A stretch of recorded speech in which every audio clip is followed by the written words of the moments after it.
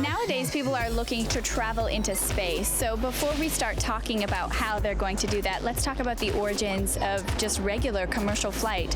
It started a little less than 100 years ago, basically. Most of the commercial flying after World War I was done to carry the mail. There was really no passenger flights at those times.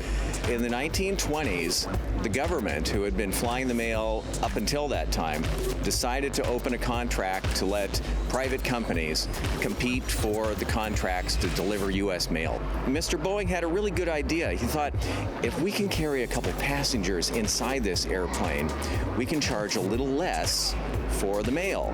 And they beat their competitors. And it was the beginning of regular passenger-carrying flights in the United States.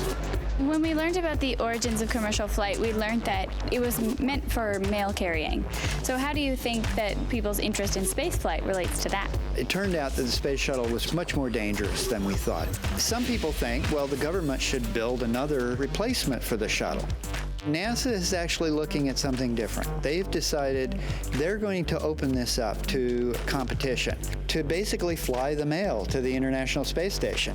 One of the leaders right now is SpaceX. They were the first people to commercially send a spacecraft called the Dragon capsule to dock with the International Space Station and carry supplies. The other company, by the way, is none other than Boeing itself. Boeing and SpaceX have made it clear, and NASA has agreed to this. Both the Dragon and Boeing CST-100 are designed to carry 7 people. Right now, the crew on the International Space Station is only 6.